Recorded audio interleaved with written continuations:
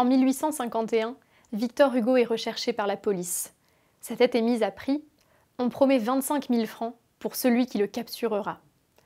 En 1885, il meurt en héros républicain, à 83 ans. Le gouvernement organise des funérailles nationales qui réunissent plus de 2 millions de personnes. Depuis, il repose au Panthéon. Que s'est-il passé entre ces deux dates? En 1851, le prince-président Louis-Napoléon Bonaparte fait un coup d'État et renverse la Deuxième République.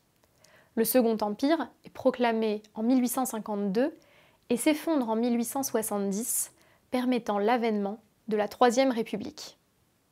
Victor Hugo s'est engagé dans une infatigable résistance contre Louis-Napoléon Bonaparte, devenu Napoléon III. Il est l'un des plus célèbres et peut-être l'un des plus fracassants dissidents du régime de l'empereur. Au lendemain du coup d'État, Victor Hugo appelle une résistance armée. Pour fuir la police, le grand amour de sa vie, Juliette Drouet, organise son départ.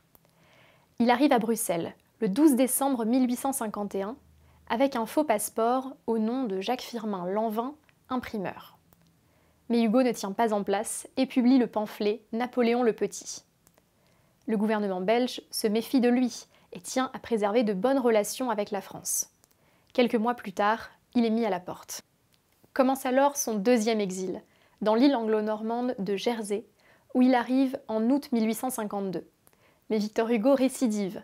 Après le rétablissement de l'Empire, il publie Les Châtiments, recueil de poèmes à charge contre l'empereur. Peu d'œuvres littéraires expriment une rage et une haine aussi bouillonnantes.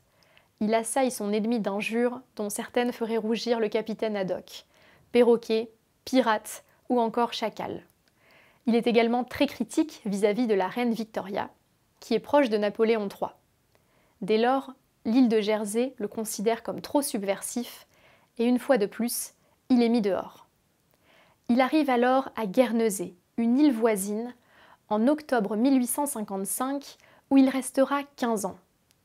En 1859, il refuse l'amnistie offerte par Napoléon III. Il rentre en France le 5 septembre 1870, au lendemain de la proclamation de la Troisième République, et est accueilli à la sortie du train en héros. Il s'apprête à démarrer le dernier chapitre de sa vie, quittant l'habit d'opposant politique pour celui de patriarche républicain. Pourquoi une telle virulence? Pourquoi Victor Hugo voit-il un ennemi en la personne de Napoléon III? À la même époque, d'autres écrivains étaient proches de l'empereur, comme Mérimée ou encore Flaubert. Intéressons-nous à sa trajectoire politique. D'abord conservateur et royaliste, grand admirateur de Chateaubriand, Victor Hugo commence à s'engager pour la défense des faibles à la fin de la Restauration. La dignité des détenus et l'abolition de la peine de mort sont ses premiers combats, avec Le dernier jour d'un condamné et Claude Gueux.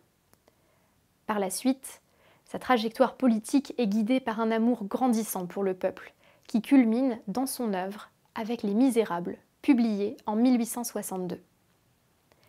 Napoléon III est populaire, comme en témoignent les résultats favorables des 5 plébiscites organisés sous l'Empire. Néanmoins, cela n'est pas suffisant pour convaincre Victor Hugo. Pour lui, le progrès social et la défense du peuple passent par le retour de la République. Par ailleurs, Victor Hugo considère Napoléon III comme un ennemi de la liberté. En 1848, quand Louis-Napoléon Bonaparte est élu président de la Deuxième République, Victor Hugo l'encense dans son journal L'Événement. Mais c'est le coup d'État de 1851 qui marque la rupture. Victor Hugo ne le lui pardonnera jamais.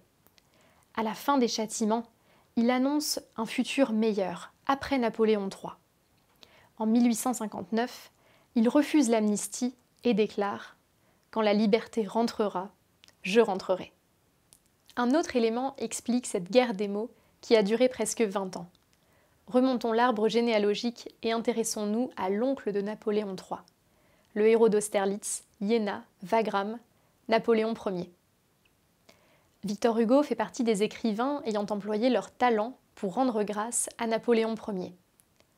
Il ne l'a pas toujours admiré, mais l'année 1827 marque un tournant avec les dernières parutions de son recueil Odes et Ballades.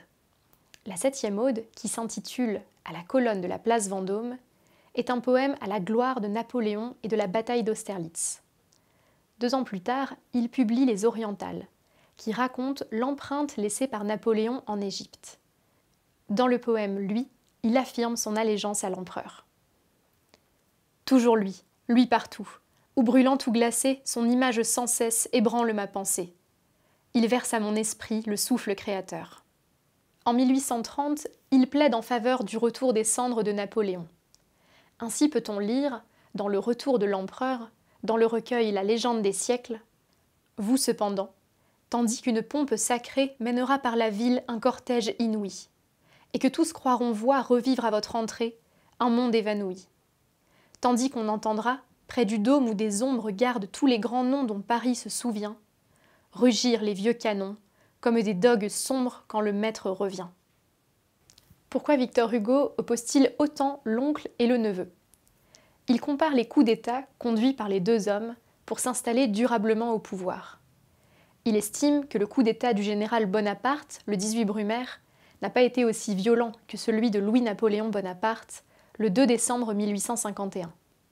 Dans le poème Nox, il pardonne au premier ce qu'il n'a jamais pardonné au second. Toi qui par la terreur sauvas la liberté, toi qui portes ce nom sombre, nécessité. Dans l'histoire où tu luis comme en une fournaise, reste seul à jamais, Titan 93. Rien d'aussi grand que toi ne viendrait après toi. Victor Hugo voit en Napoléon Ier le continuateur de la Révolution française. Mais ce n'est pas tout.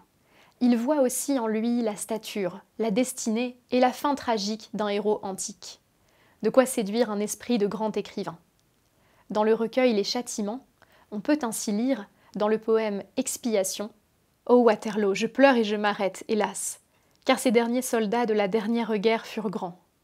Ils avaient vaincu toute la terre, chassé 20 rois, passé les Alpes et le Rhin, et leur âme chantait dans les clairons d'airain. » Le poème est empreint de registres épiques et l'on pense aux grandes épopées anciennes. En comparaison, Napoléon III lui paraît bien fade.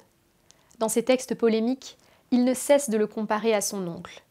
Il n'est que le petit poussé qui se glisse dans les bottes de 7 lieues. Napoléon le Petit n'est pas à la hauteur de Napoléon le Grand. La chanson 6 des Châtiments en est l'ultime illustration. Sa grandeur éblouit l'histoire. 15 ans, il fut le dieu que traînait la victoire sur un affût. L'Europe sous la loi guerrière se débattit. Toi, son singe, marche derrière, petit, petit. Napoléon dans la bataille, grave et serein, guidait à travers la mitraille l'aigle d'airain. Il entra sur le pont d'Arcole, il en sortit. Voici de l'or, viens, pille et vole, petit, petit. Heureux lecteurs que nous sommes, cette opposition tenace a été marquée par l'exil, au cours duquel Victor Hugo a écrit beaucoup de ses chefs-d'œuvre. Les Contemplations, Les Misérables ou encore Les Travailleurs de la mer.